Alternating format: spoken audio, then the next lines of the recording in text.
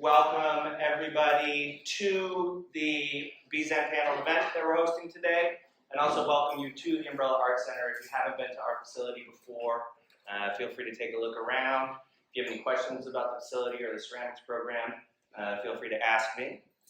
We're really honored to host these artists today in collaboration with Lucy and the Lacoste Gallery for this amazing event, and we're also really quite excited and honored to be bringing Judith Schwartz here as a moderator. Couple of quick housekeeping events. Just if anyone wasn't clear, we're going to be hosting this panel discussion, slides, Q&A, and then we're going to be taking a walk down to the gallery at the end for anyone who'd like to join. Take a moment and silence your phones if you haven't yet. I guess another thing to be clear about is this is a mask optional event. If anyone wants a mask, they are located outside the door. And then I'm going to let Judy Schwartz here introduce the artist. Judy is a professor emeritus at NYU, a notable critic and curator, and also the author of Confrontational ceramics. So we're really excited to have her here. Thank you. Thank you.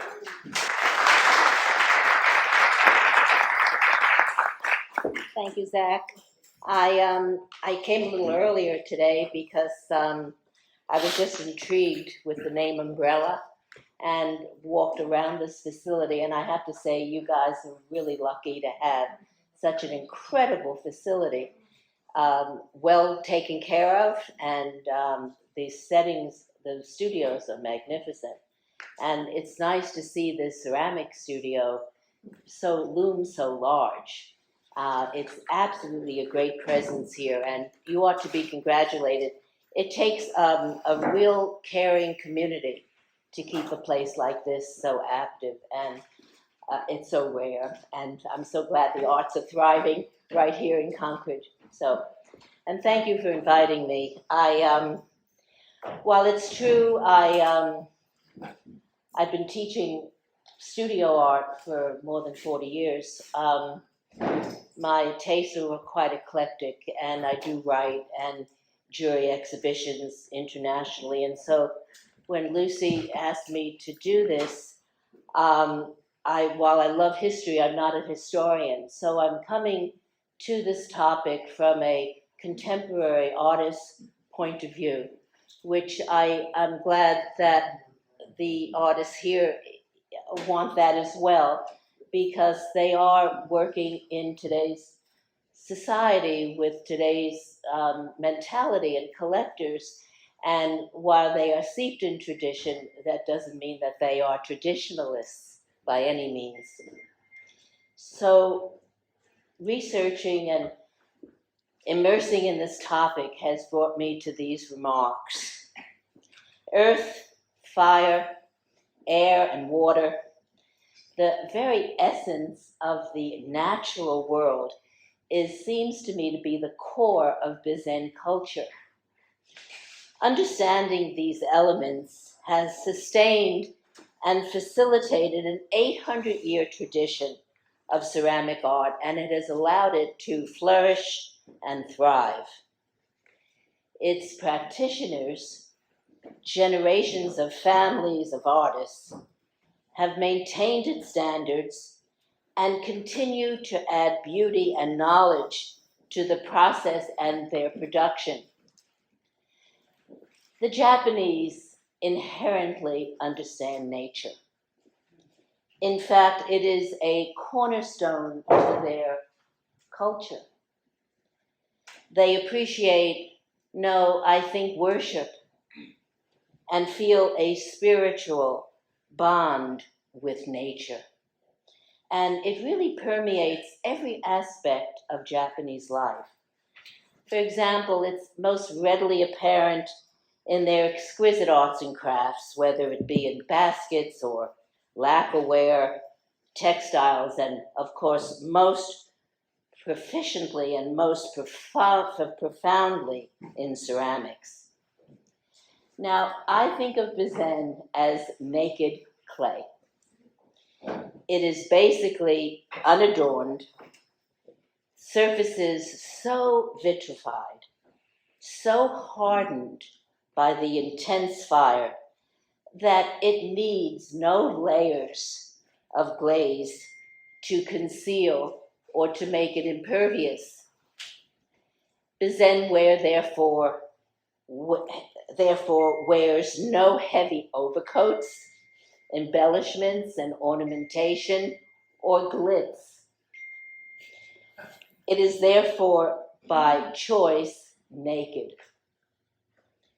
Carrying this analogy further, BIZEN surfaces are, and by and large for me, the most gossamer of surfaces, diaphanous and pure. Surfaces rich with nuance, blemishes, if you will, that show traces of the fire, the ash, the straw burnouts, and the wadding. The surfaces are, in fact, a diary of their time in the kiln and the days of the tender, loving care, manipulation, and coaxing. The objects reveal when the wood was stoked, the kind of wood used, where it was positioned in the caverns of the chambers, perhaps sitting on the floor in ash, or placed high on a kiln shelf near the stoking holes. Was the object lying down, or was it standing up? Was it tilted right or left? Each pot tells the story of its fire and the days inside the chambers. When they emerge from the kiln, they speak visually and eloquently, revealing their journey, and most importantly, the spirit, the skill, and the creativity of the makers that we have here today. BIZEN wares are products of a slow and laborious process, and it demonstrates the powerful effect that natural properties, when understood and meticulously handled, are capable of producing objects of uncommon beauty and inspiring presence. 16 years ago, the same artists we are looking at today were exhibited at the Lacoste Gallery, and we saw them, their generational and cultural influences, and their interactions. How marvelous and really rare that we revisit them once again. The artists are, yes, older, wiser,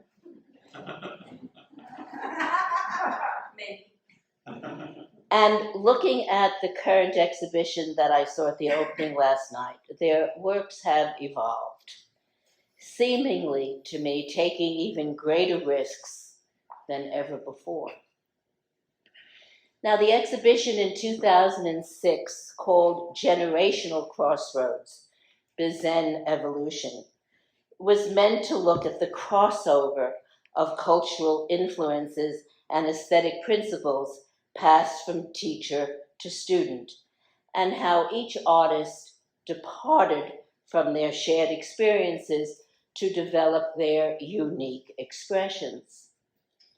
The show and panel explored those artists' connections, and this was wonderfully described by Anne Wollman in an article that she wrote for Ceramic Art and Perception entitled Generational Crossovers, and she said, I quote, "The artists have strong working and personal connections, each having contributed in some way to the lifestyle and careers of the others.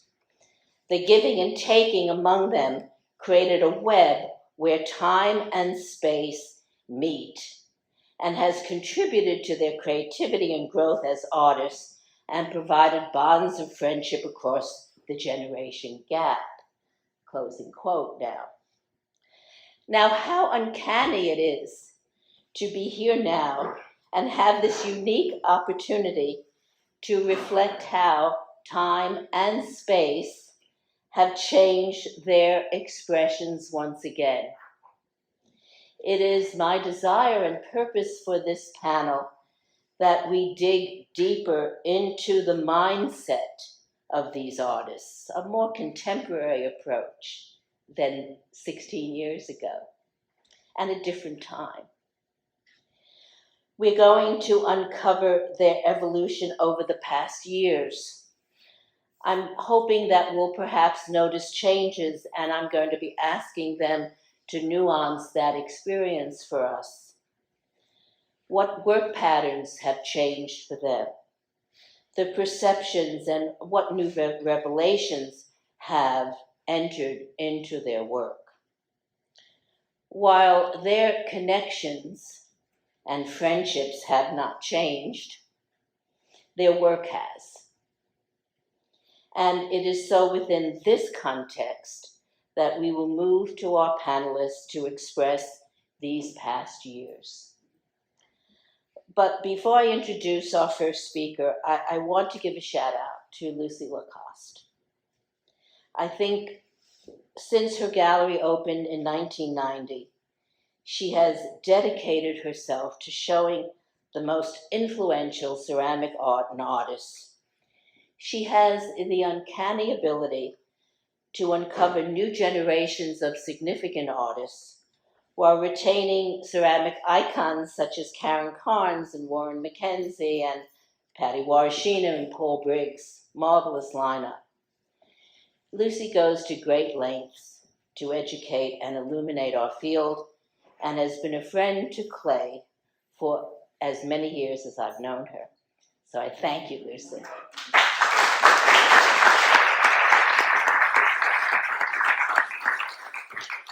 This is a wonderful audience. You are an informed audience.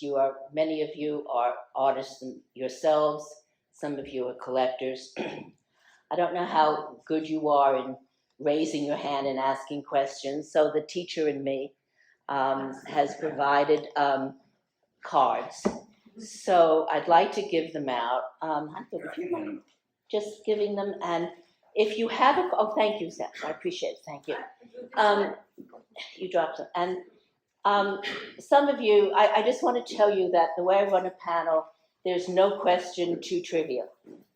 But the reason why I send out cards is that if there are duplications, then I can sift through them and then be up to date with the questions and then maybe paraphrase or whatever to fit within the context of the conversation, which is what the job, I think, of a moderator should do. So if you have questions as you go along, you can write them down. And if you, again, just want to raise your hand, I can handle that too. I want to now introduce our first speaker, and I have to really congratulate Koichiro Izaki because obviously English is not his first language. So he is going to give us the background that he has experienced in Japan. And I just want to give him the breath and the space to speak slowly because I couldn't conjure up words in Japanese to convey meaning. And so I just want to make sure that we give him all the time and breath that he needs to think about the language and how to present it to you. I just want to say that you all read his background in the beautiful poster that was prepared. But I had the last couple of weeks to look on YouTube and prepare for today. And I must say you have a very big YouTube presence. And I don't know, YouTube now, maybe since COVID, has been a vital part of learning about a lot of things. So I learned, for example, that when you went to Tokyo University, you didn't study clay at all, you went to study sculpture. And he was impressed by Western artists such as Brancusi and Giacometti, but he chose to work in wood. And so when we get into our discussion, we're going to talk about that influence in your work. And I saw some slides actually today that show that, I think, influence. But so with no further ado, please welcome Koichiro.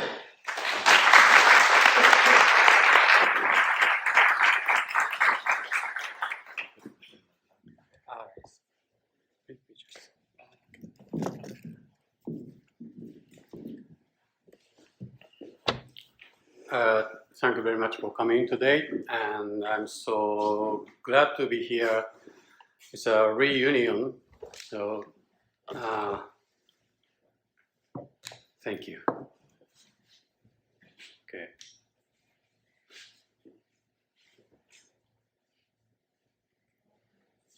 Oh yeah.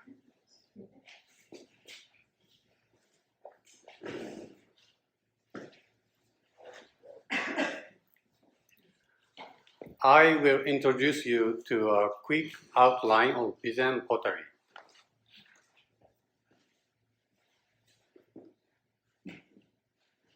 Pottery we call BIZEN started to be made 800 years ago in this town. This is where we live. Reason why people settled here is materials. They have found an abundance of clay and red pine trees. And the ocean is near this town, so it was perfect condition. Before people came here, they have settled in a different place, which is 10 kilometers away, and it was also by the ocean. They have been making different kind of pots there, because clay was different, and maybe trees too.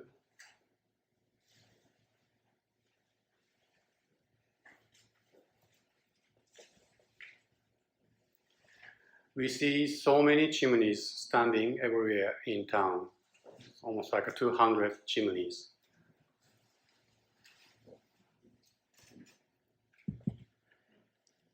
This is a mortar bowl made out about 500 years ago, which is the Momoyama period.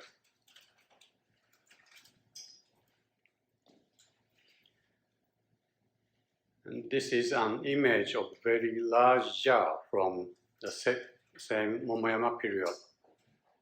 This jar was used to store water, grain, or rice, 1.5 meters height. Mortar bowl and large jar was very popular in that time. Water and grain doesn't get rotten for a very long time. So we see old BIZEN ware everywhere in Japan.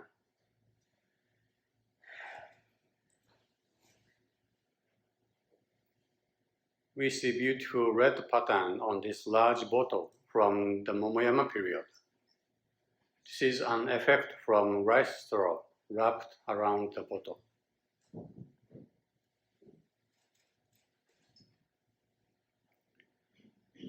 This is a picture of an old giant kiln ruin, which is 50 meters long and 4 meters wide. The people standing in the kiln site shows where the kiln supports would have been. At that time, there were no fire bricks, so they needed to build this large kiln, mostly with clay. And this kiln has been used until the very end of Edo period, which is 160 years ago.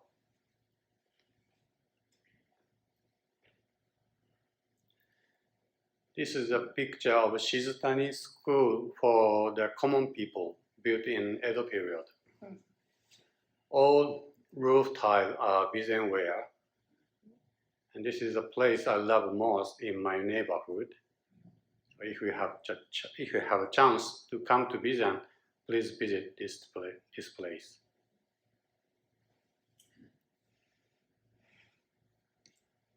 In Meiji period, which is after Edo period, clay pipes for water were produced in BIZEN. Potters in BIZEN have had to be flexible over the year in what they produce. That is why BIZEN survived and kilns have been continuously fired for 800 years. Okay, so these are the outline of BIZEN.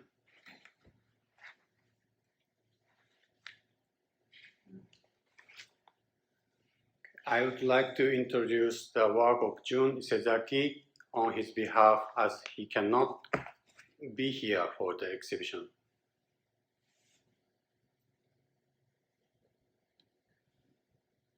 This is a picture of the exhibition 17 years ago.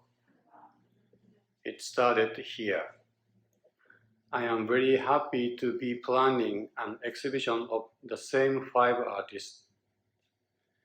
The 5 of us are strongly related to each other, and we continue to do our own creation in our own environments.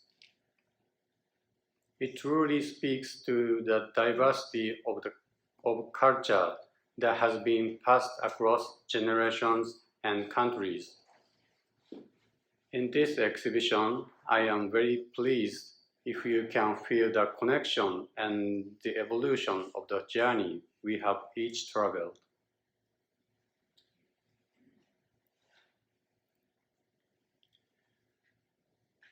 In BIZEN, clay is collected like this. It is deposited in a layer about 2 meters below the rice field.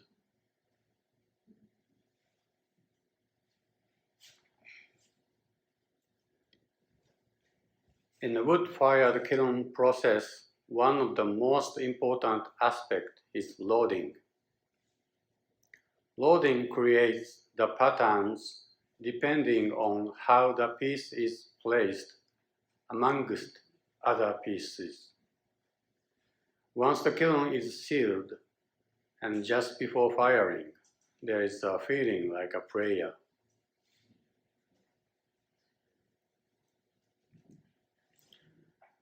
This is typical color of BIZEN jar, which is fired with oxidation firing in an anagama tunnel kiln.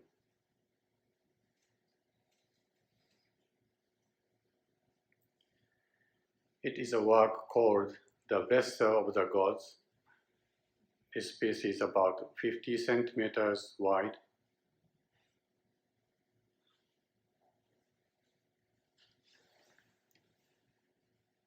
This is a series of works called Fusetsu, Wind and Snow. The height is about 130 centimeters. And Jun uses a piece of firewood to create patterns on the clay. Jun has an image of standing up against the wind and snow, but to be honest, he doesn't think it's important to comment on individual works, so he would be happy if you are not restricted to seeing the work only in this way.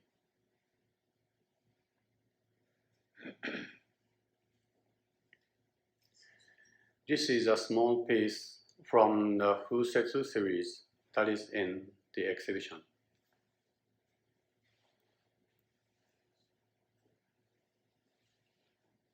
This is a series of work called Seed. A piece from the Seed series is on display in the exhibition.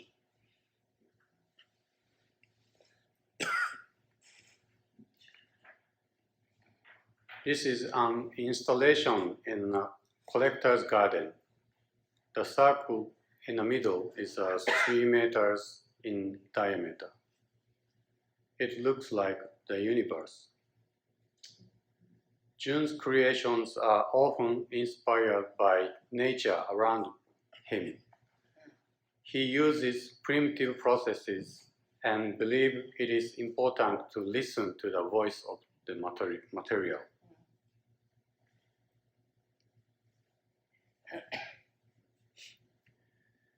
Jun will soon be 87 years old. He is truly grateful that he has been able to continue creating until now. He would like to make the most of his experience by continuing to create with a sense of curiosity. Thank you very much for letting him share his thoughts about and work.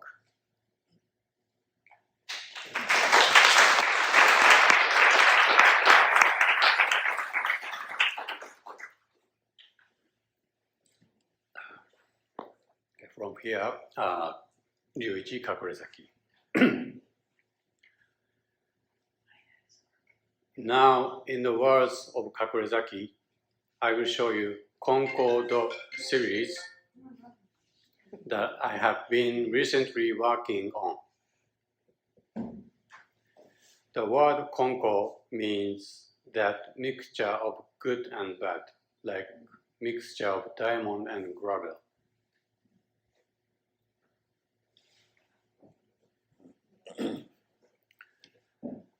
Kakurezaki asked me to explain about this piece, and there was a visitor who came to me wanting to touch the work. I want to touch it, they said.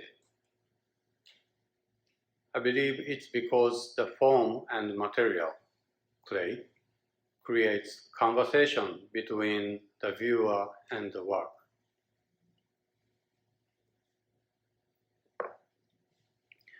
BIZEN has roughly 800 years of history as a wood-fired unglazed pottery technique.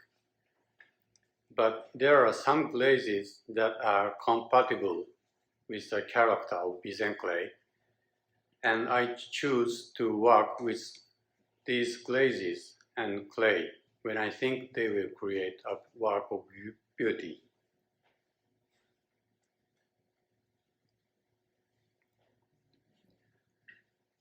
In the process of slicing, scraping, and crumbling clay from other projects, I obtain the character of material to form the work in this series by pressing the coarse clay into a press mold that I have designed. I use the clay that is often thrown away to reveal the character that otherwise would be lost through clay processing. In so doing, I feel that I am resurrecting the work again and again. It is continuing the cycle of creation.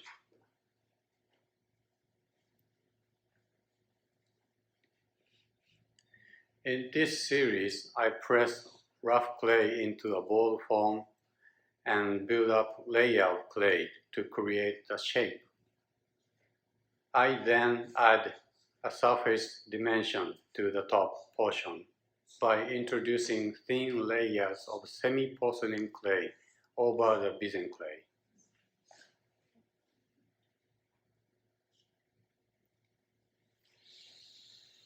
This work represents a mythical god born with a crippled body, the oldest god in Japan who resurrects himself to help the common people.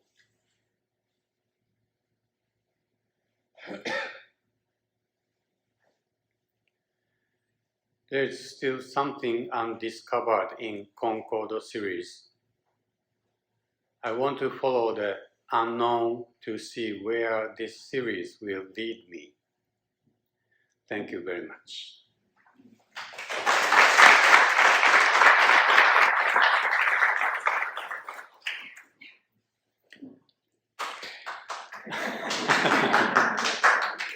Thank you.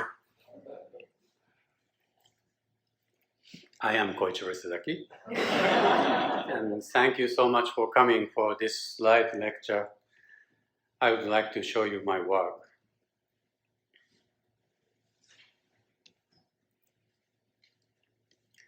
I am very interested in the trace left by human in nature. This is an image of tire tracks left on the beach early in the morning. pristine nature is naturally beautiful on its own, but the addition of human traces really touch my heart. And extracting it in my own way is very important, because there is a particular beauty that I believe in.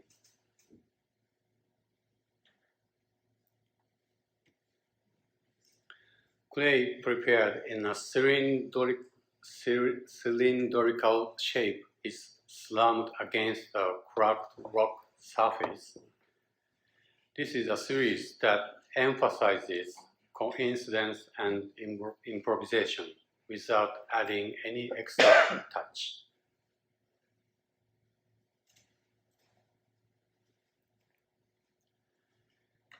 This picture shows my process of making tea balls. I am looking for the form that will evolve from stretching outward from the lump of clay. As I continue to do so, I gradually become interested in the relationship between the inside and the outside.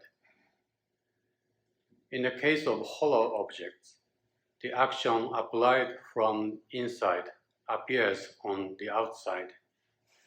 We can see the outside with our eyes, but I want to feel the space inside as well. It becomes interesting to look for form while feeling that I was creating the inside and the outside at the same time. That is how this series came about.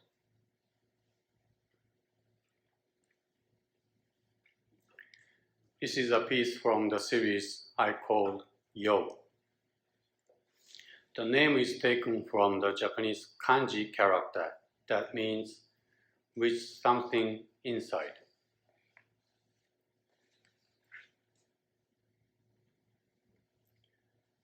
Not only is there the effect of the interior space to the exterior, but also the effect of the form to the space that is occupied around it.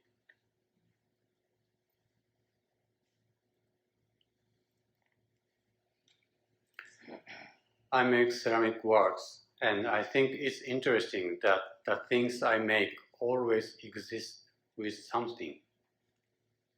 Something can be flour, food, or the space itself. This concept may be related to the way humans exist in nature. Thank you so much.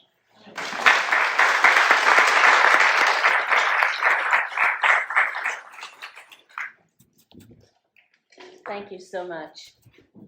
Great. Our next speaker is Jeff Shapiro, and Jeff was born in the Bronx, and which is in my neighborhood, and he currently lives in upstate New York, and with his wife Hanako, and he studied in Japan for 9 years. I think that experience not only enriched him, but has really nourished him for a lifetime of exposure. I've never known anyone to work so tirelessly in his personal lifestyle. His home, his kiln, his work is so intimately tied up to the Japanese culture and the mindset. And his command of the Japanese language always also impresses me so much with his fluency. He also organizes, most recently, some of the best tours through Japan than anyone I've ever known. They're famous tours because he's so versed with the potters there and integrates it so well with the food and with the love of nature that I've not been on one of his tours, but I've just heard so many wonderful things about them. And most recently, he started to spread his desires to travel and to get influenced, and he's traveled to Italy. And that now I see creeping into his work as well. And so he is going to explore that influence as well. So please welcome Jeff Shapiro.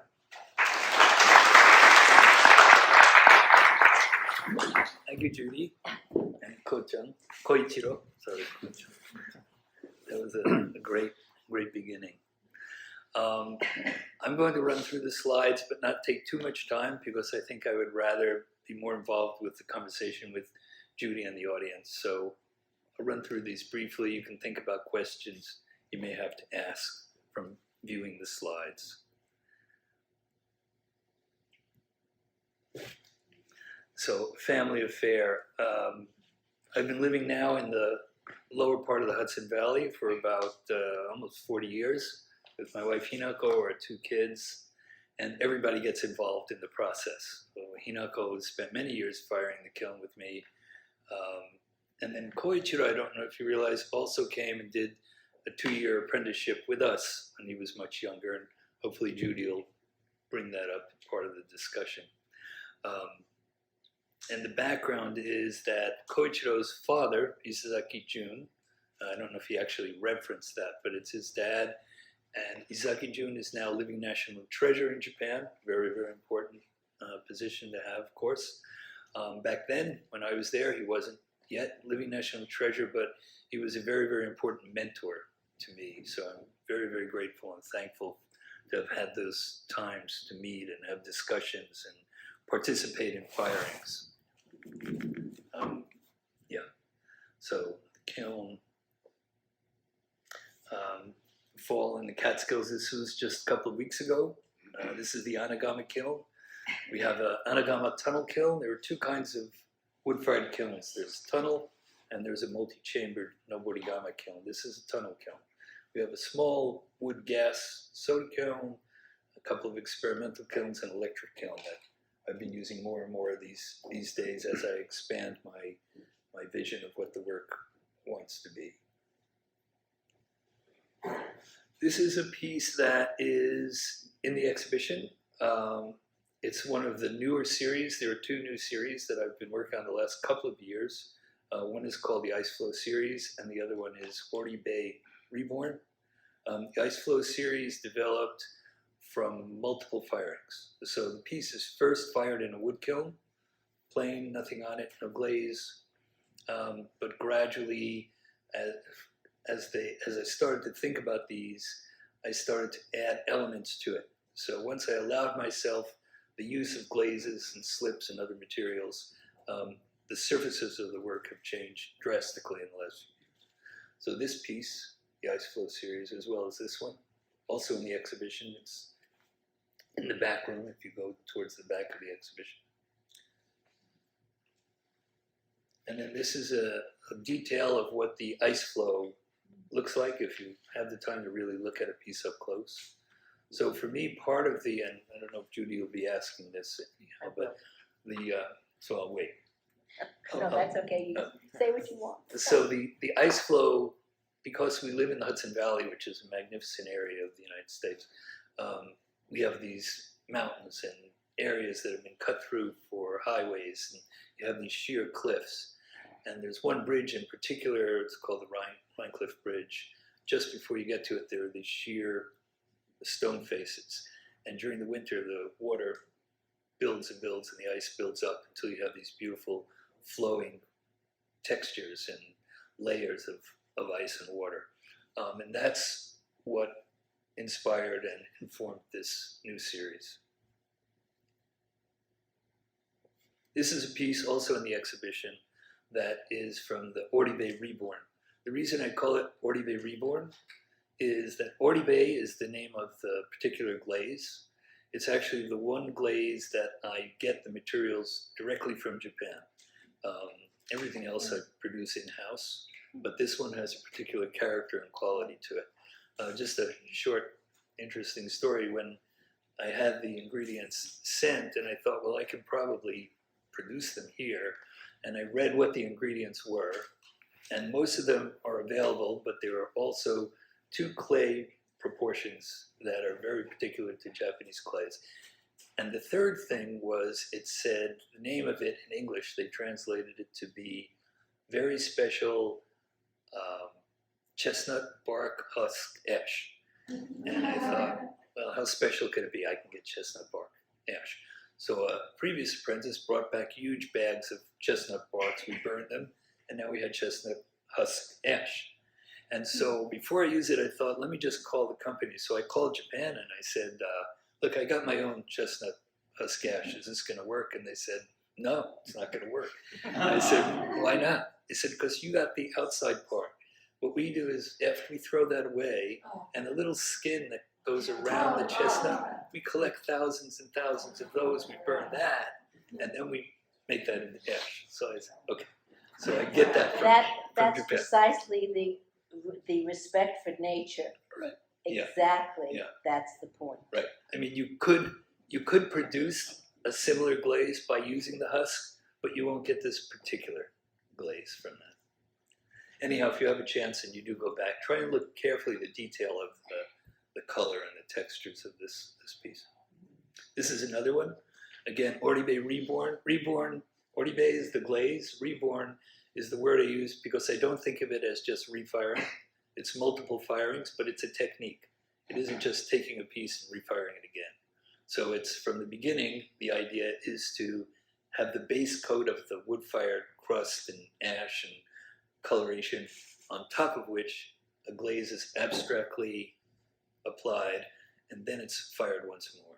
So this too, if you have a chance, look at the detail of, you can almost see the underneath firings from the wood kiln coming through the glaze, and then there's also a melting and a fusing of colors that happens on the surface that couldn't happen in a single firing. Here's a detail of what the special rice, the husk ash does, not rice, the chestnut husk ash. And this is actually very, very important because Koichiro mentioned it, I think it was his father's words, about how important the loading is. So for any of you who are aware of wood firing, it's a very exciting process, very involved, but very exciting. Most people, especially in the beginning, are totally attractive to the intensity of the fire. But when you're doing this professionally and as a career and to create particular effects on work, you realize how important the loading is. So most people, when they start, they kind of want to get through the loading. It's always like, come on, let's get this done so we can get to the meaty part of the firing. Firing, of course, is very, very important, but the loading is where all of the patterns are created. Firing creates the coloration and the textures, but the loading creates the patterns on the work, and they need to go hand in hand. So loading is very, very critical. Oh, did I miss one? Yeah. This is a piece that was partially buried down in the firebox. We can talk a little bit about technique. I don't know how technical we want to get, but a lot of dripping, because depending again how the piece was placed, you see these drips are all horizontal. Actually, it depends how the piece is put in. So ash will always melt because of gravity, it's going to be vertical. But if you put the piece sideways, when you stand it up, you see the horizontal drips. So a number of different textures going on from the firebox and melting ash and coals.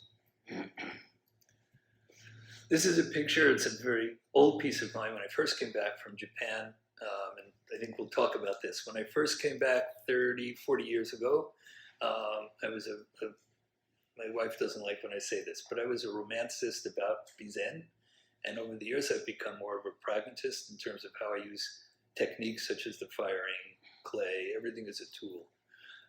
Back then I was wrapping pieces with rice straw, putting them inside containers. This can only happen in an oxidized atmosphere, which means it has to be closed away from all of the ash and smoke and flame. So it's a particular technique called hidasuki. This was a series of solid sculpture work. I realized because of the size of the kiln and the very, very slow firing, it allows you to make large works that are completely solid. Very counterintuitive to how most potters work because they expect the work to explode. But when you take 4 or 5 days to bisque a kiln, that's 24 hours a day for 4 days, you have enough time for the air and the water to make its way out, so you can make completely solid works. So once I realized that, that opened up a whole new avenue of being able to work large. Didn't do good things for my back, but other than that, being able to work that way was really enlightening for me. This is just another, sorry it's a picture of a picture, but this is an older piece, thrown, altered, also at the point where I started allowing myself to abstract work rather than work in a traditional symmetrical way. This is actually a piece, it's only about this big. When I was in Japan and in BIZEN, the last year of my 9 years in Japan, the pathways in Japan are dirt, but actually many of them are covered with those cylinders that Koichiro showed early on that are then filled in, and then pathways were made all around BIZEN for walking. And occasionally they would start to fall apart, there might be a stream on the side and pieces would fall out. This fell out. This was part of an old kiln. It was actually a post, maybe where those guys were standing in the large kiln. It might have been one of those big posts, fired for hundreds of years and finally collapsed and then was thrown away. For me, this is where I want to be in my thinking about making organic forms. I don't want to replicate this, but I want the essence of what's in that in my work. And the last image I'm showing, this is titled sprezzatura, which is a term that I hope you maybe have a chance to take a look at, or Judy might talk about this during the panel part. But it's it basically means abandonment, kind of a freedom without too much control. And again, this is where I want to be. I want to really now work to be at that place of a 5-year-old child, but with the understanding of 40, 50 years of experience combined together to try and free myself to work in a way that's much more spontaneous. This piece was actually not a painting. This was as we were sealing up the kiln, previous apprentice, the kiln was black from all the soot, and we had this white slip, and we were just closing up the brick door, and he started splashing it across without thought. The red is a little bit of the flame that was coming through underneath the brick. And I saw this and I stopped him before he completely covered it over, because I just love the freedom. It's like guys doing plastering walls before they finish them off. That's kind of the point where I want to see it, not once they have it perfectly clean and finished and fine, but this kind of pretentious way of just working, this strong, bold movement. That's kind of what I want to have where I'm directed now in terms of my work. So I'll leave you with that, and hopefully Judith will maybe entertain some of these topics, or you have questions, and we'll pass it over to Tim.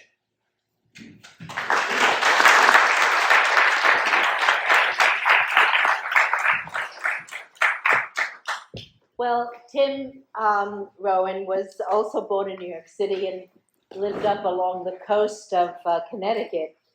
But his path is a little different. He got his BFA from SUNY New Paltz, and then he journeyed to Japan for 2 years, and where he apprenticed as well. And then he came back, and then he went to Penn State for an MFA. So he also established a kiln and a studio deep in the Hudson Valley, and lives there with his wife and son. But he, like Jeff, has built a kind of lifestyle which I think has to have been influenced by his time in Japan. But Tim has, to me, created a kind of a wider net in that he went to the Archie Bray to do a residency. He went to Watershed to do a residency. He spent time in China, in Fuping. And so his consciousness, I think, in that kind of exposure has, I think, made him a little different, yet because of his connection to Japan and still very heavily influenced by that. So with no further ado, I'd like you to take a look at Tim's work in sort of that perspective as well. Please welcome Tim.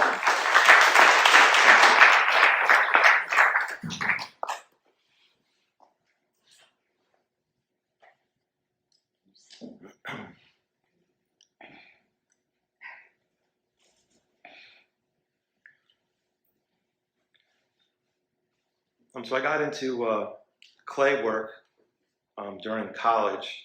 I had been pretty lost previous to that, but was introduced into ceramics, and it kind of gave me a pathway, or a journey forward. And it was during my time in college when I had the good fortune to meet Jeff, and he helped to set up my apprenticeship in Japan with Kakurazaki. And so this is from 1992, and we were preparing the rice straw for the hidatsuki pieces that were shown earlier.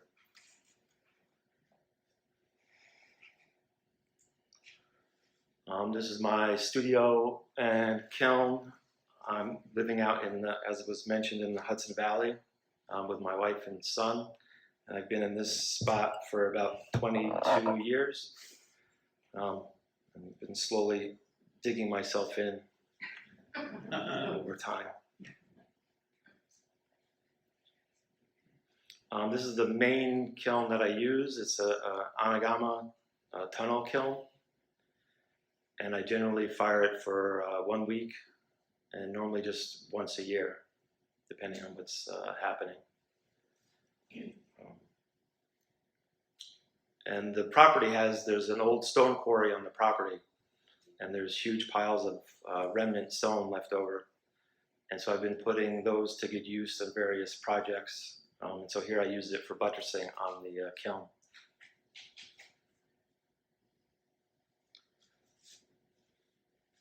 This is a smaller wood-fired kiln that I built during the beginning of the pandemic. And it gives different effects in the Anagama, and also because it's a smaller size, I can load it and fire it by myself. It only takes like 18 to 24 hours to fire it. And I can also test different clays and forms in there, and try different firings out and get a lot of results back that way.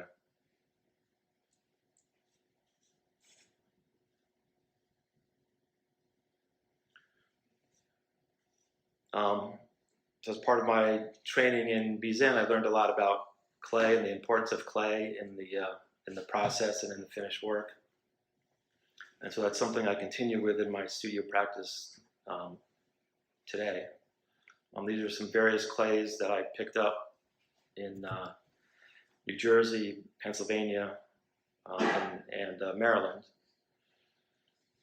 And each clay has a very unique, quality and property to it. And I enjoy starting with a clay and kind of learning about it and figuring out what it can do and what it can't do.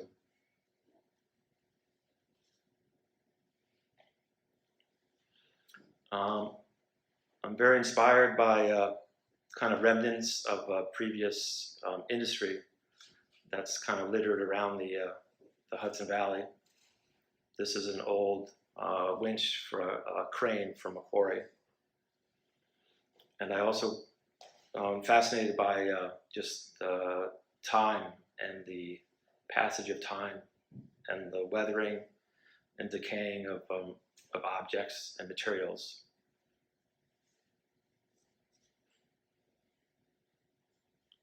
This is a series of lidded boxes. I normally work in series and work on a lot of pieces simultaneously at one time. I find it gives me a lot of freedom in the forming process. If I get hung up on something, I just move to another piece. And it just keeps the practice kind of fresh for me. And I think with the boxes also, I enjoy working with the ideas about the interior and the exterior and how they relate to each other. This is also from a series of these horizontal vessels that I've been doing for several years now.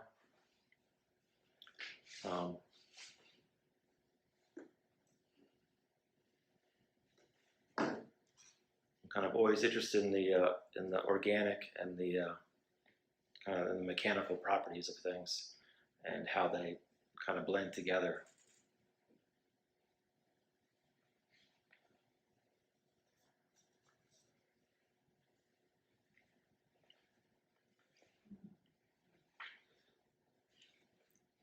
And so I normally let the clay kind of guide my process. And normally most of my forming and thinking stuff comes from the act of making. And so it's normally that time where new ideas will emerge. And I try to allow myself the freedom to kind of explore different things while I'm working in the studio, not to get kind of too hung up in one direction or one idea.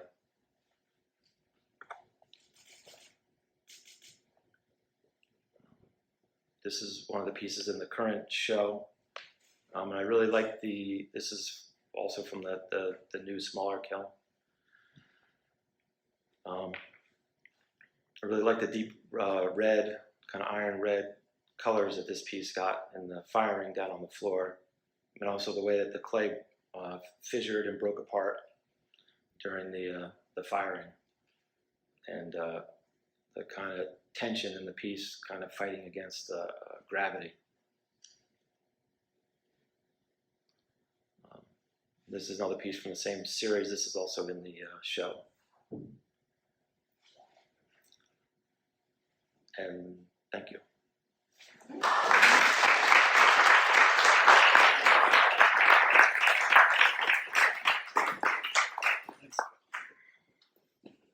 Very nice. Oh, we're gonna have the lights on now, we all can see each other. I do want to start off because one of the things that I've noticed, I think I'll sit so it make it a little less formal. One of the things that I've noticed among all three of you is that you all live in rural settings, and where you have to interact with nature on a daily basis. Now, of course, some of this is economic and some of it is just practical, but some think that being isolated and away from the distractions of urban settings are needed to quiet the mind. And so there's a sense of being creative in that kind of a setting.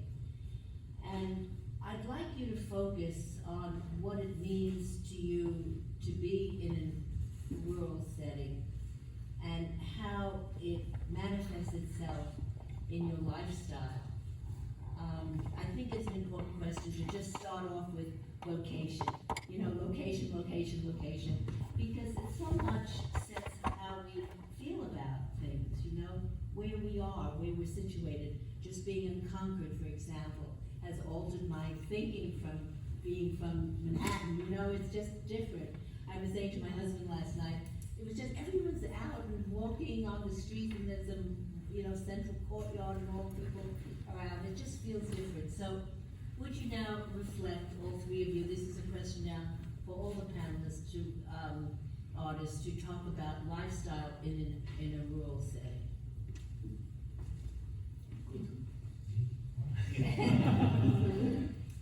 Again, take your time. I think Jeff, maybe let him collect his thoughts. Yeah, why not? That's a good, You that's a will. good story.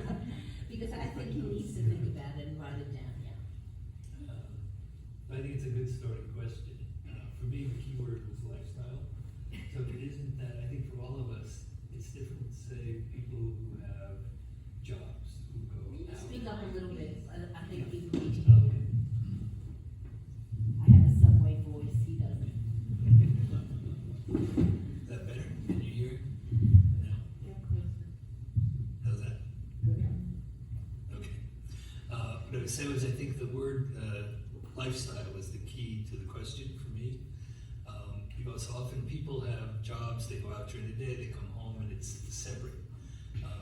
For me and for my wife and the way we work, and I won't speak Tim and Koichiro, but I think it's the same, that the lifestyle is all in one. So the living condition is an important part of the influence on the work, and they go hand in hand. Both things go hand in hand. So I don't feel that, you know, if I was living in the city and I would go somewhere to work and come back, or even if I'm living where I am now and go somewhere else to maybe even make work and come back, it's different from being absorbed totally in that environment, and that informs the work. You know, that every day walking outside, like I said, driving even and seeing these mountain passes, and you know, right now the leaves falling. There's everything that even if it's not directly informing the work, it becomes part of who I am and part of my thinking, and those references might come out at any time without me even being conscious of it. So I really want to have that as my environment to be able to draw from.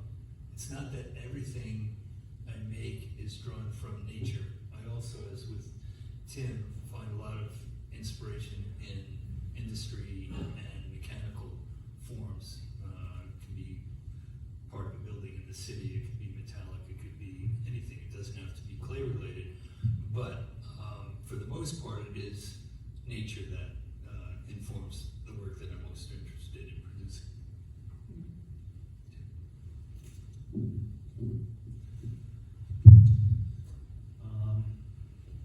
I think partly I'm living in a rural area. I think partly was economics, and then also with the wood firing, needing to be out away from urban area. And I think just living where I am, I have developed like a certain rhythm and flow to my life and how I'm living in the studio practice. And I'm not sure how that would be different in the city environment. I'm not sure. I'm sure I answered the question. And also, the clay, you know, you're living in an area where you have to find clay. And you can't find that in an urban setting. Right. So, I really was intrigued when you mentioned to me last night about going to such lengths to find the clay. Mm-hmm. Would you describe a little bit to the audience? I think it's an incredible story. Because, you know, all of you here, if you're working clay, you get your bad clay. You know, it comes from your supplier, and it's all put through the mill, the pug mill, and it's all ready for you to go. But these guys go out and dig their clay. You know how laborious that is, and I think it's incredible. I mean, it isn't just the wood that you have to get and stoke and all of that, but actually the raw material itself. They start from the very core, basic nature. So tell us a little bit about the clay that you get. Generally what I do is I use, well, I think first when I was living in the Hudson Valley, I started investigating where clays and various clays, and the Hudson Valley is all brick clay, red clay, which would melt at these temperatures that we fire at. So I learned that you have to go below the glacier belt, and I started doing research on where there was a ceramic industry, which there used to be a lot of in New Jersey and Pennsylvania. And I started using a lot of geological survey maps to see where the different veins of clay are located. And they also have tons of information on the fire properties of different clays that they did investigations on, you know, 100 years ago. And then I contact excavation companies and drive around, look for construction sites. And actually some of the clay I get is actually from urban area. Thank God for everything, right? Because he finds new construction sites and where they're digging up, making a foundation, and he's there with his truck to take the clay that from the holes that they're making for the foundation. 20 tons of clay delivered from a place in New Jersey, right? So, Actually, you just have yes. This, as far as clay goes, so originally, so I've been back working 40 years now in Hudson Valley.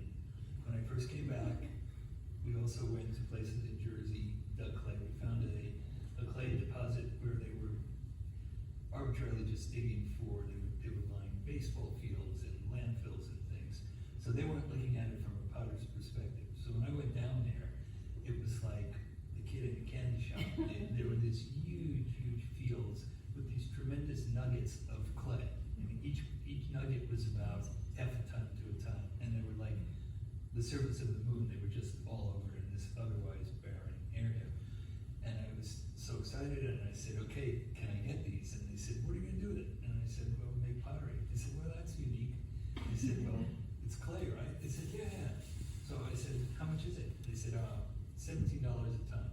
I said, okay. So we also got, I think it was about 25 ton, something like that at the time. It was a long time ago. Basically, it just cost the shipping. That was the only thing.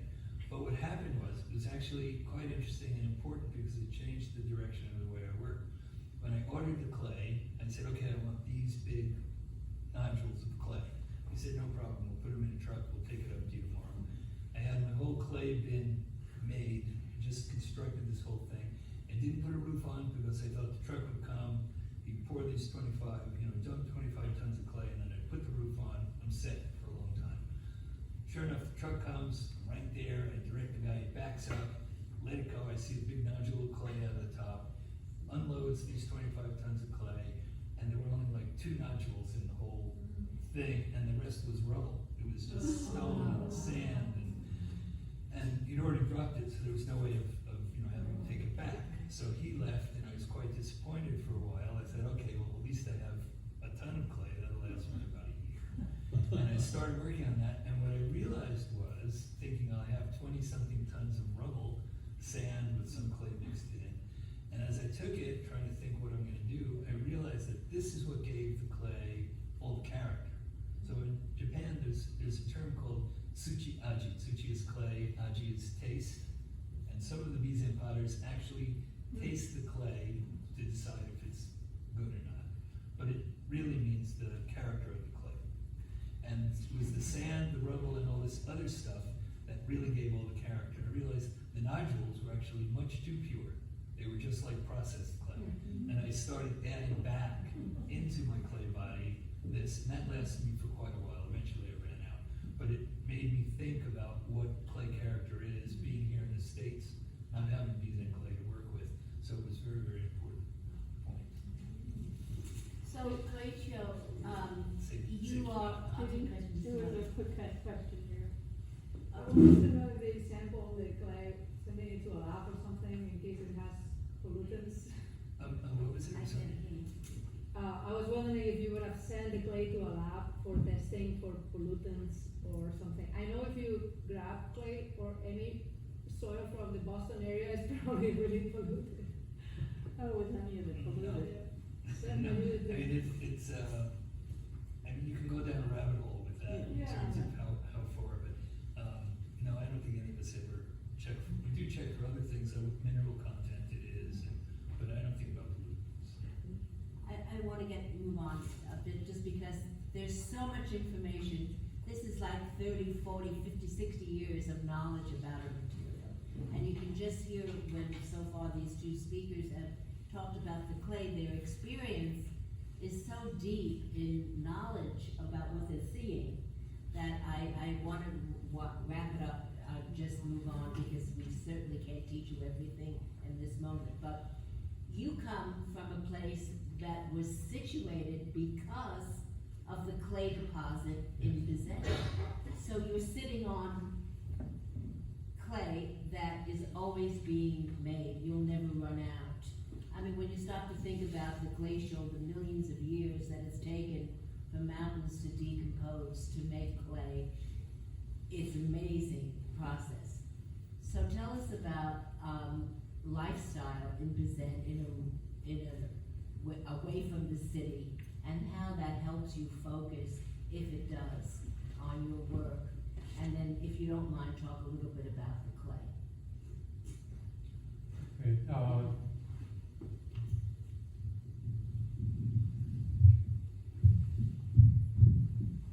I don't eat clay.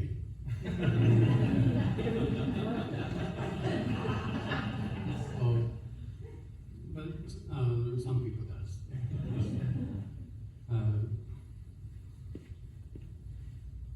There's so much history, like 800 years in BIZEN. So I often see the broken pieces, the old broken pieces, The shards. at the old Kilon ruin. Actually, it's on the way to the dog walking, our dog. And yeah, that walk always make me think about what kind of texture and color and surface clay has. So when I found really attractive shard, the broken piece, I just take it and back home, which is not allowed. And only it's not on YouTube.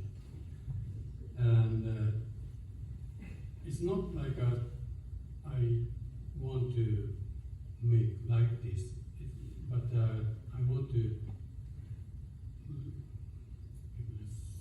listen, essence, or listen to the voice of the piece. It's not spiritual thing, but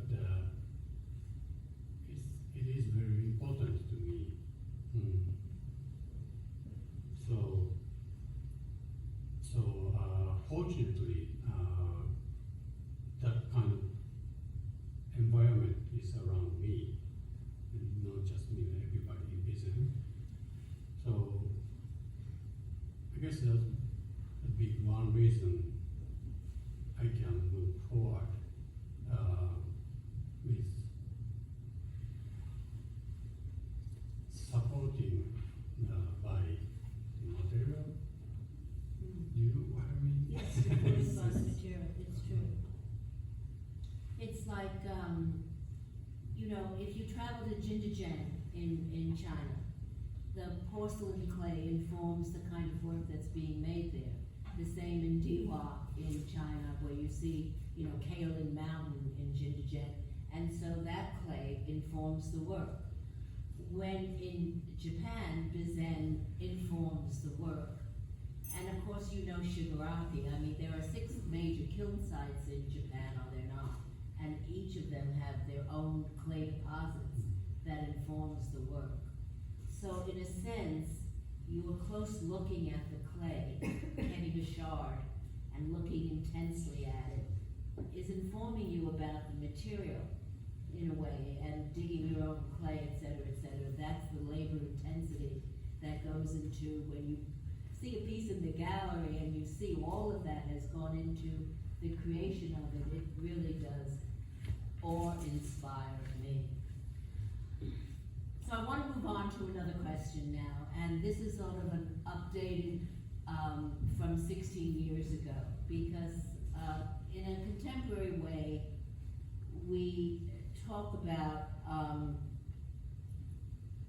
now appropriation and assimilation and appreciation. These are the 3 big A's in our life, and all 3 of you have traveled to each other's locations and absorbed the culture and the lifestyle of that different culture. And you talk about when you came to America and at Jeff's place, how that changed your thinking. And of course, Jeff and Tim going to Japan has completely altered your life. And I don't need to bring this up in a confrontational way, because appropriation has a kind of a negative feeling, and you sociologists in the audience know a lot more than I do. But being a teacher in our world now, and just being aware of appropriations and its kind of political connotations,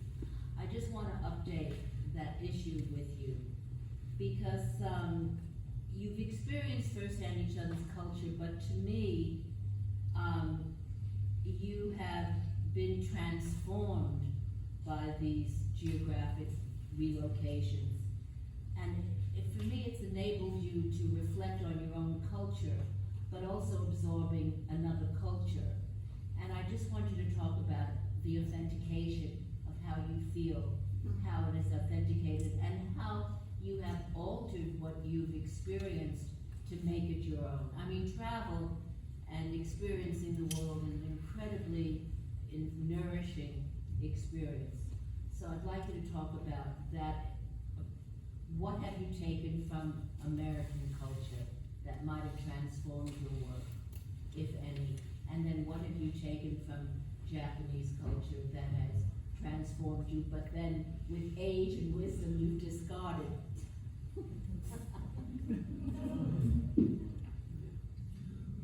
You're not old enough to discard yet, so you're still in the first half of the question. Yes, I was doing wood sculpture in university because I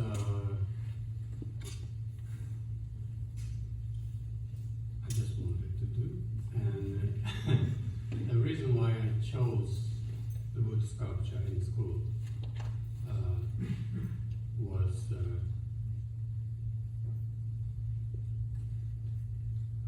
that time I started to realize I like to work with the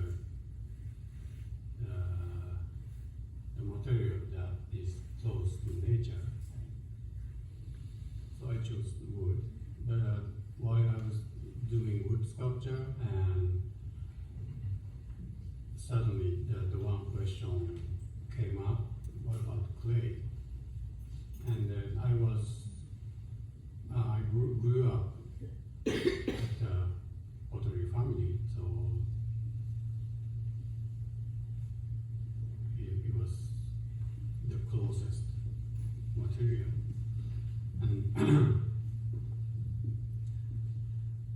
and then I started to change into clay world in my thinking, and I knew Jeff since I was 5 or 6 years old, and I have seen his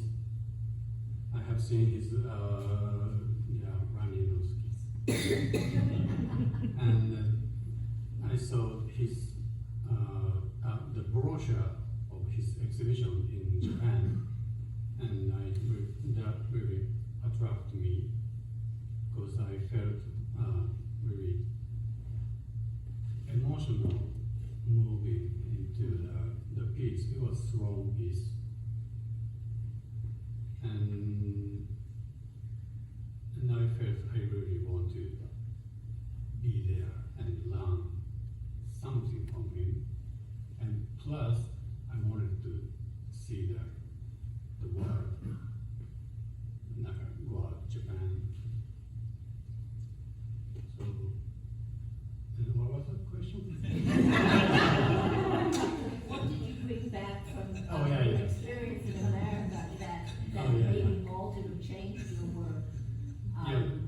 So being at Jeff's studio, and like while I was watching his making, especially throwing, so it was like a jazz. Like jazz? Improvisation with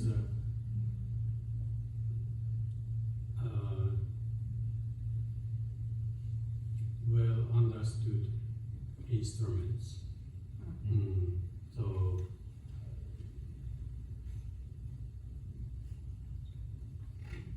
I really impressed by seeing his creation and his idea and point of view.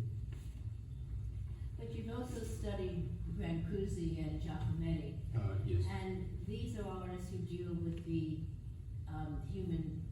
form, with the human body, and your work prior to that was not about the body. I mean, I'm going to skip now before you answer this question because it's on this topic. but you mentioned the yo Mm. in your lecture about, because your pieces now are about the body. They're incredibly sensuous, and you talk about, so was that a kind of a Western idea coming into your work? Because you never really dealt with the gesture of the body before. It's always been a rather natural nature Mm. rather than this. And maybe it's the first time you're having this question posed to you. You look a little, In English. yes. It's a term. Well, You could translate. please be patient. Yes, maybe yo is the starting point to represent the body shape. But to me, in my head, there's not much idea like that body. It looks, I know it looks body, but I always want to find something between what nature does and what human does. It's difficult. So like the smashing to the rock, that style, it looks different, but to me it's really similar or same idea. So that is a kind of improvisation, and I don't touch much into that, just point. And so I made that happen, but my movement does that work, or rock does, or clay does. So your series, the really fine BIZEN clay has strong stability, stability, so I can bend and try to very carefully. And then I wanted to extract that character of clay, and little by little the form about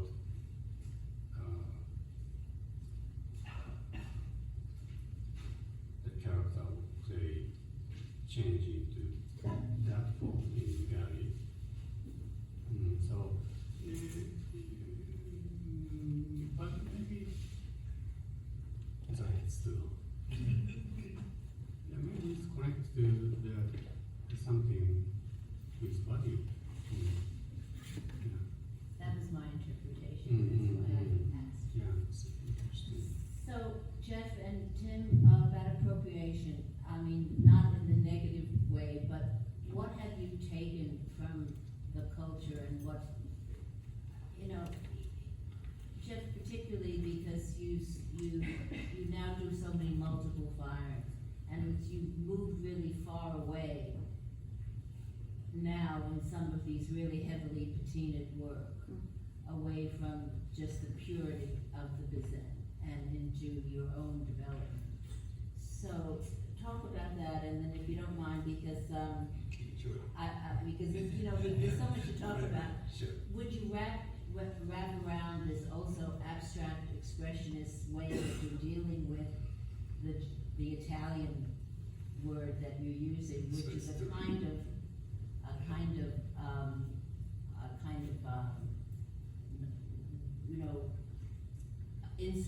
inspired in the moment, being in the moment. Right. Okay. I guess for me, the fact working, living 9 years in Japan was a blessing and a burden. So it was a tremendous opportunity to learn something that I had no idea existed, especially BIZEN in particular, absorbing myself in this kind of wood firing genre. So when I came back, I had no previous experience with clay or ceramics prior to going to Japan. So after 9 years of living, working in Japan, coming back, basically I was now in upstate New York making Japanese pottery. So it brought up a lot of questions, you know, why, what's the value of that, the validity of this American guy upstate New York making Japanese pottery, who was my audience, financial aspects, all kinds of issues came up. But I was still very much wrapped up, that's basically all I knew, so it's the only thing I knew how to make. And it took a number of years to work through that, to have the confidence where I could feel like, okay, I don't need to be, there's already 300 great potters working in BIZEN. They probably don't need another BIZEN potter in America. So it took a long time for me to get to that point, but once I did, and it's kind of like waking up in a sense, saying, look, I can allow myself, I am not restricted to working in this particular way. And once I decided that, and started to allow myself to use glazes and slips and different materials, different kinds of clays. I don't dig my clays anymore, but I have them all custom blended to a particular way that I want to work. That really opened things up. And I was very pleased to hear Coach mention about jazz, which I actually hadn't heard him say it before, but this is the way I think when I was trained classically. So for a number of years, they were very classic forms, symmetrically thrown, the thinness of the wall should be even all the way around. I've kind of cast that to the wind and decided that I know how to do that. Sometimes I'll actually test myself. I'll take a couple of days and just make a series of round jars just to feel that, yeah, I can still do this. But it's not what I particularly want to be making. So that's in the training. And from that point forward, that's years and years and years of understanding the training, the tools, the processes, the materials. And from that point, once, in my case, once I decided, okay, now I want to let go of all of that. You know, it's very, very difficult, and I know that I'll spend the rest of my life working on that. I never think you ever get to the point where you say, yeah, let go, and now it's totally free. But it's a direction, and so that is something I'm always thinking about. Also, jazz versus classical. So it's the analogy of music, that trained classically in music, as many jazz musicians have, start with classic, then they break away. Now it's more about free jazz in terms of the forms, really letting the energy just kind of move, but knowing that I have a certain control, that if I want to, I can bring all that energy back, whatever the form is. It could be a hollow form, it could be a sculpture. So there's that, and then the last part was about sculptura, which is this term that really fits where I am now and where I want to be going. It's more about abandonment, being able to really let go, you know, to not try and keep everything totally controlled, but it's that difference, a very fine line of, say, an uneducated person maybe just doing that from the beginning, whereas the work looks kind of spontaneous, but it's really sloppy, versus somebody who understands all of those things and has the ability to then free themselves up and let go. So that's what I've been able to take away from the whole experience. So will you agree then that being older and wiser, Older. I think wiser, because, you know, when you start incorporating, you know, what you've already done and what you've known, you've been there, done that, which gives you the opportunity to be taking more risks. Yeah. Which is what I said in my opening remarks, because I did think that the exhibition at Lacoste, it does show more risk-taking than Yeah. when I looked at the work 16 years ago. Right. And so I think that is being older, wiser, maybe experienced and being able to let go and not prove anything.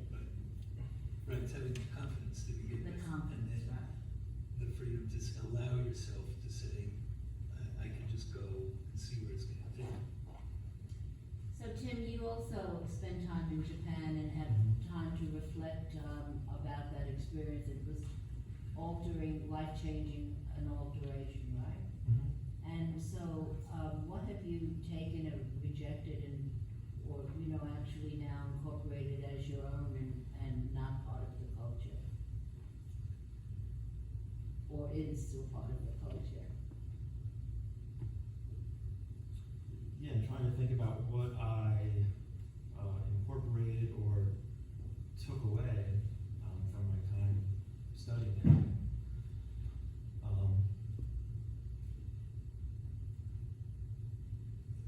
I think it was like internal change in myself, in my approach, and how I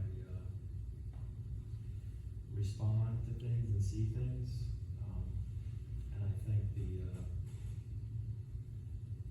the depth of understanding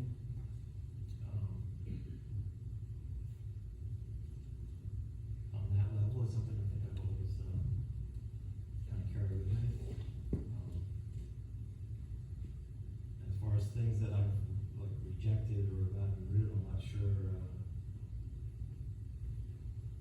I'm not sure what they are. But, yeah. Well, you never made, when you were there, you weren't really making traditional BIZEN wear even from the get-go. So it wasn't a matter of, like for me, having to kind of leave and depart from that. So it's different in that sense. So it's not so much appropriation for you, you know, in that you've never really seized it totally, but you sort of really assimilated what it was in the culture that inspired you and made you an appreciator of it. So you also, because you've gone to Archie Gray, you've gone to Watershed, you've been, you know, you've traveled beyond that. So what makes you want to reach out to those places as well? I mean, what does that do for you? To like the residency? Yeah. I think the challenge of working in a different space, around different people, out of my normal routine, and a way to be challenged. And I never know what's going to happen in a new space like that. You know, I normally just come in with the idea that the work kind of drives itself.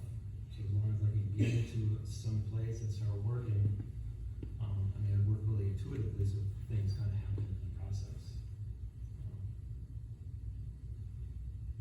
That's what residencies are for, don't they? Can be very inspirational. I wanted to ask you, you know, you have children now. You didn't have children 16 years ago. I Well, your just son had was 16. first daughter, 2 months Just out of before curiosity.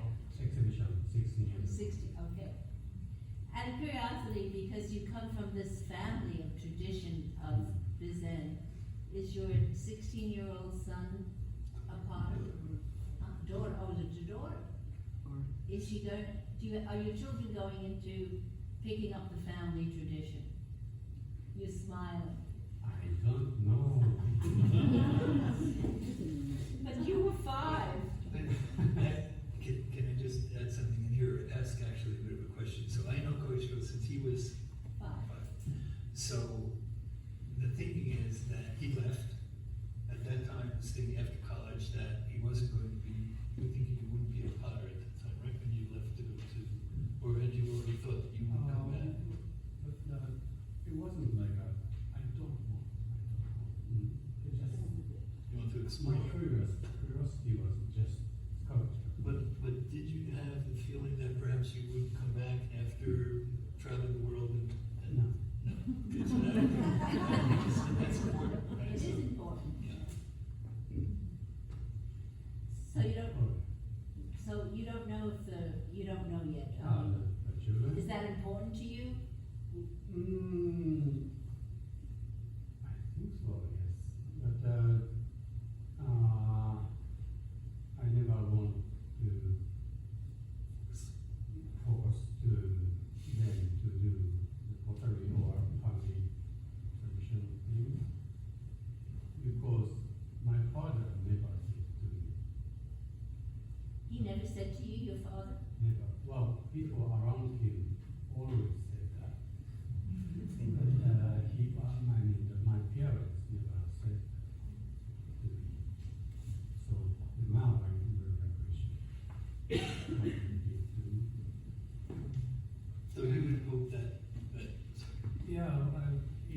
they do pottery, yeah, they're nice, but they are like,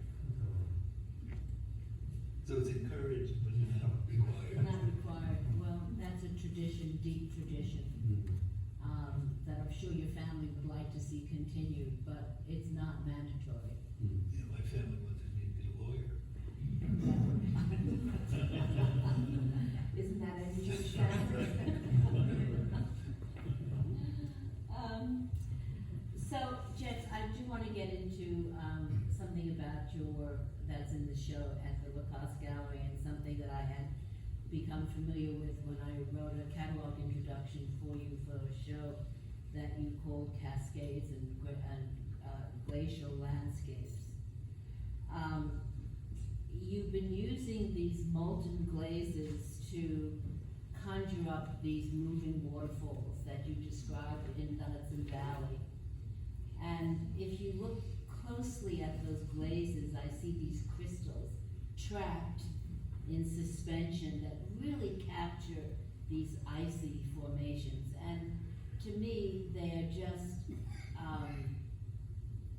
miraculous that you're able to capture that essence of careful looking at nature. And so I wanted to ask you about this whole series of cascades and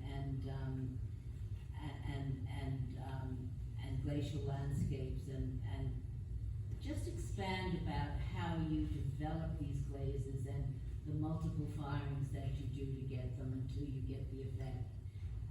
Because the piece that's in the Lacoste show is just so much about ice and water and nature. So describe it a little bit more for us. So there are two. There's the Ordinary Reborn series that has the green in it, that are more like, sometimes if you look at the platter, there's a platter in the front window. If you imagine it flat, I see that as like looking from a satellite down on the earth to see these lagoon forms. You get these beautiful deep blues into greens, emerald greens into very dark blue colors. And then there's the translucent or semi-translucent white glazes.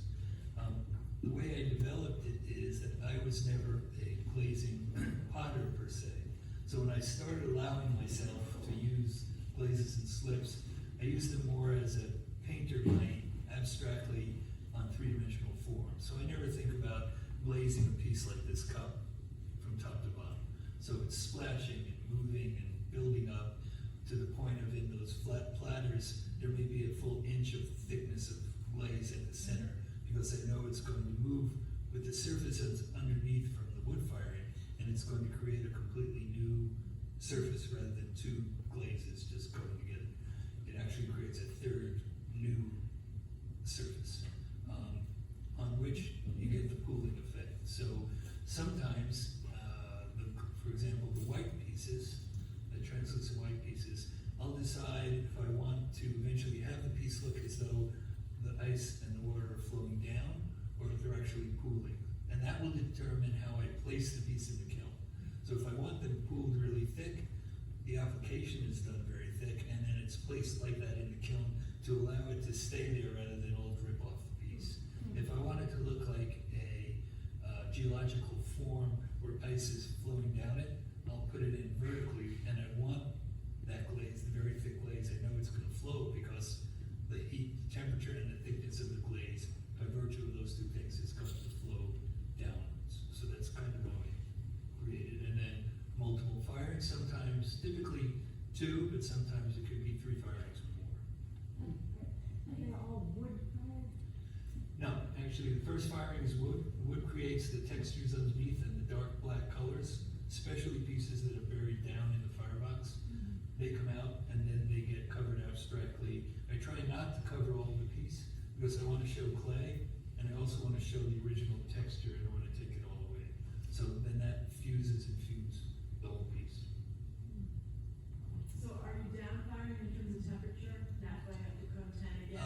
Right, so in the wood kiln, it's basically, depending where it is in the kiln, if it's down on the floor, it might be cone 8, 9, it could go up size cone 12. Then it goes back into an electric kiln at the end, and that's around a strong cone 6. Oh, thanks. So while we're talking about the surfaces as comes up in Jeff's work, I do want to turn to Tim now, because when I, in my opening remarks, talked about the BIZEN clay being naked clay to me. I think, Tim, your surfaces are the most naked of all of the clays. They're rough. They're almost like the Shigaraki clay, you know, where it's really big pieces of rock. And in fact, in the gallery, there's one piece that just blew me out over with these huge rocks in the clay, this kind of a brown. And your work is sort of cliff-like. You showed the cogs in the wheel and that you're interested in that, but I just want to get you to describe a little bit more of what it is about the way you keep the clay, its surface itself, alive in the finished work. That patina or any kind of covering is not, you're not a happy camper with that. Is that true? Yeah, I have in the past. There have been times where I've used glaze on pieces, but generally, yeah, I don't. And I'm happy to let the clay kind of be itself and express itself. And I always try to, like working with different clay, try to figure out different ways of firing it and using it to bring out those qualities, I guess, in the clay.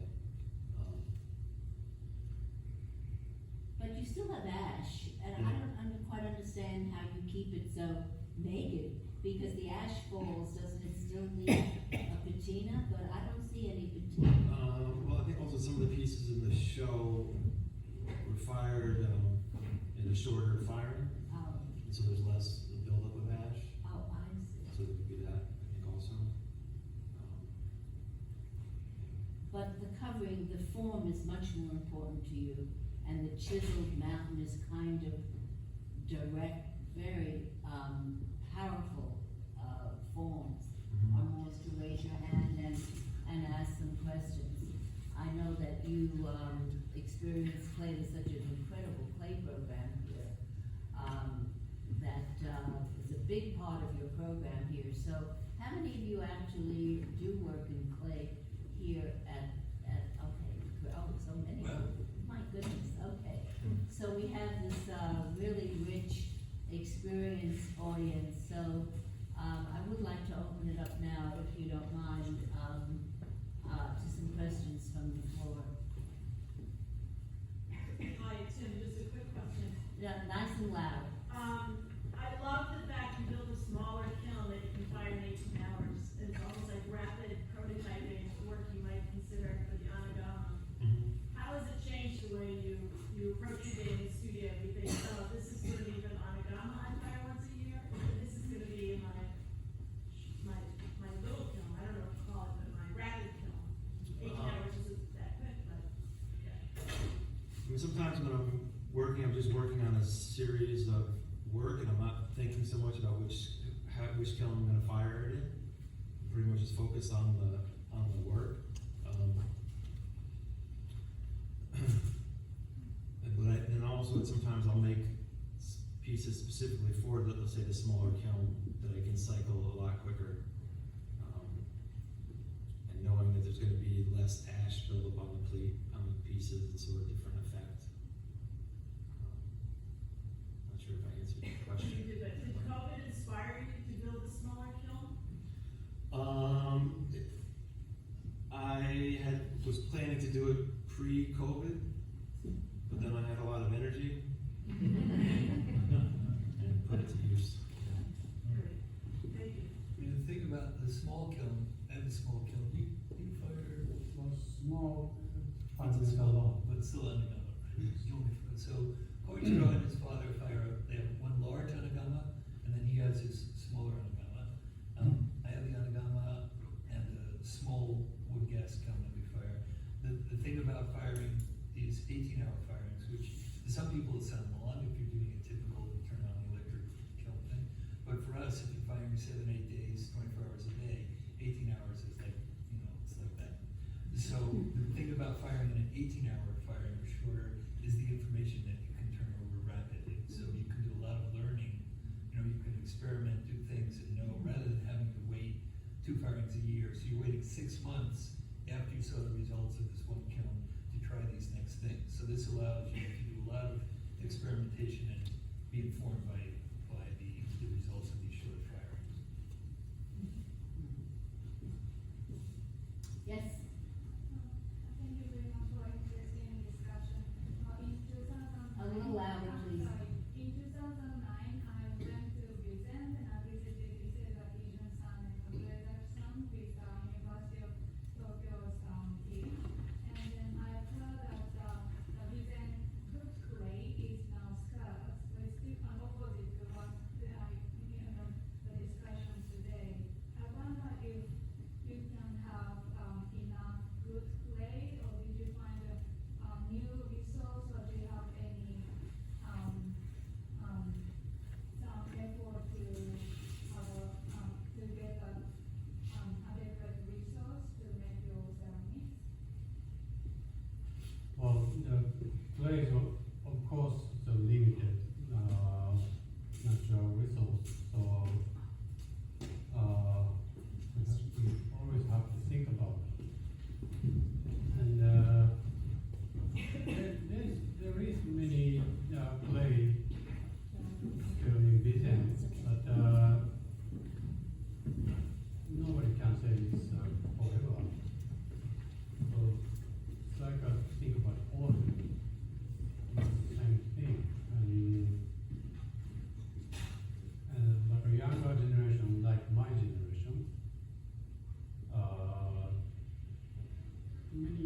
my generation potter in BIZEN trying to use the different clay that people in BIZEN use. So, for example, like a white people in the gallery, it is the white clay from the white clay in BIZEN. It's only 7 minutes bicycle ride from my house, and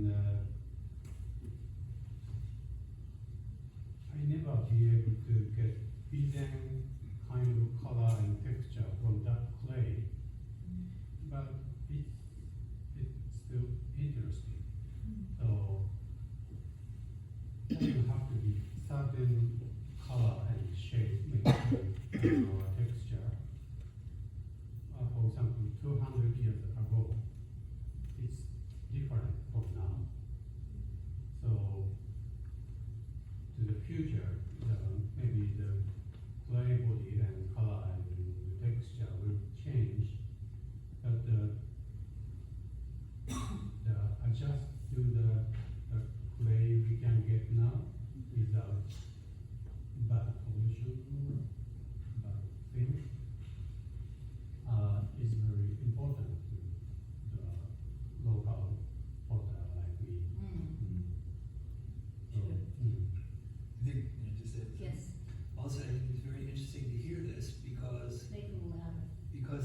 the original, the 6 kiln sites in Japan, BIZEN, Shigaraki, Tamba, the 6, as Judy mentioned earlier and Koichiro mentioned, they were there because of those particular clay deposits. That's why these towns sprang up, and they've continued these traditions. But the work that was made was dictated by the material. Some of them you can make very thick forms, some you have to throw them very thin, some you have to make low fire, higher fire.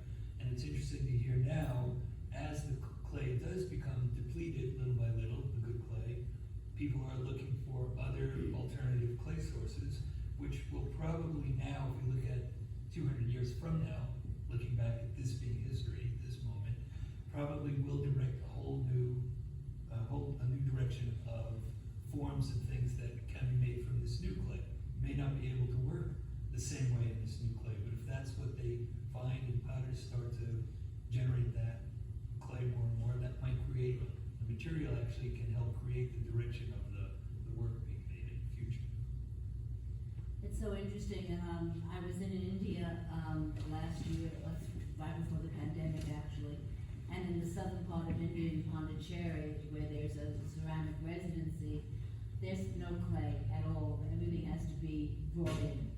And it becomes almost it becomes so expensive and there's no tradition for clay. It was like almost artificial that they're doing the clay there.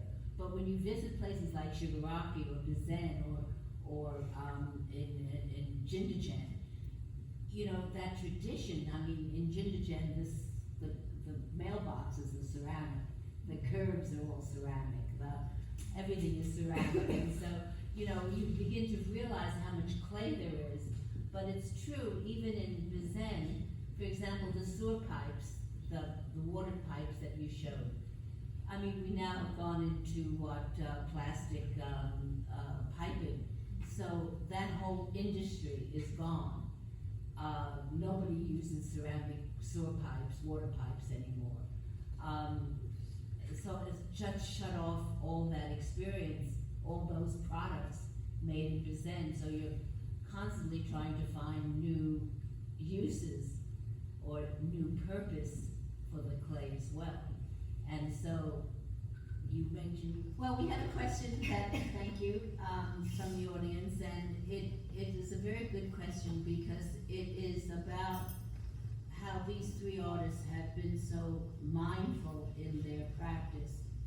And when you're mindful as they are, their intention is so studied and so carefully examined. And the question is, how does the sense of salience,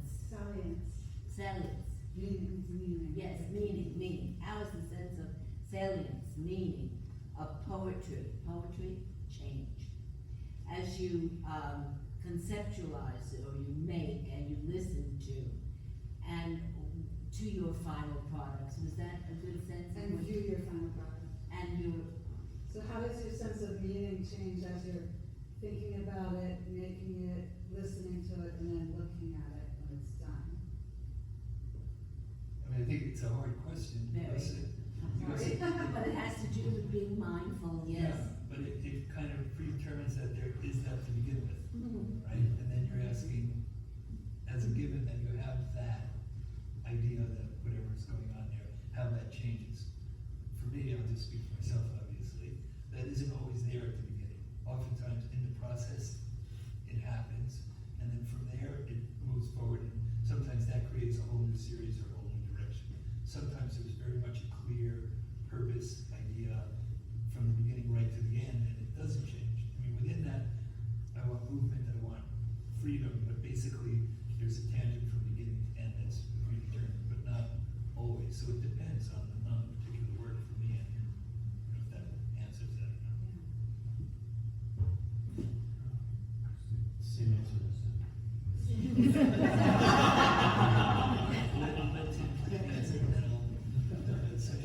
Tim, why don't you answer deciphering your question? I guess that was pretty similar to what Jeff was saying. Sometimes I don't have clear ideas or purpose in what I'm doing. I'm just moving. But then there are other times, certain forms that I will carry it all the way through because I have a clear thing that I'm making. A lot of times it would be something more utilitarian. So if it has a certain purpose or utilitarian, requirement, that would be a big factor. Yeah, I guess what I'm asking is, at what moment in the process does like the meaning and being of it become apparent? It's a little bit esoteric. Sometimes you don't know it until you're at the pieces in the gallery, Right. or until somebody interprets Right. what you've actually visualized. Yeah. I think June had a really great quote about that, about how he wanted his work to be somewhat explained, but not over-explained. Yes. To allow the viewer That space. some space, That yes. space. That's something you'd say. I usually have the vision when I start to make something, but it's not like a strong, more like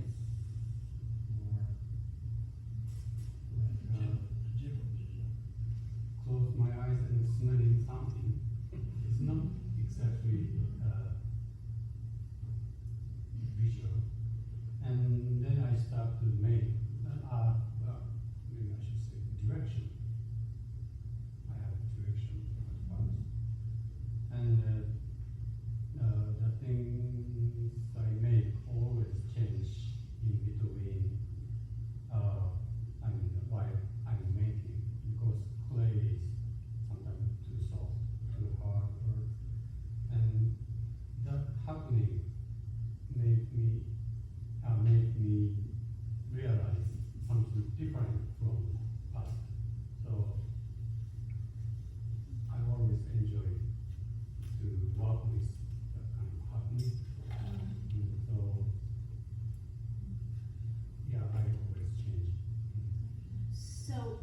started on this new series, these yellow pots, this interior, exterior form. Do you work in a series where you do multiples, lots and lots and lots, so that you work in a series, and then when you feel exhausted from that series, then you move on? I don't know yet. If I got exhausted to make your series, maybe I will go somewhere else. But I'm excited. It's exciting when you're on, right?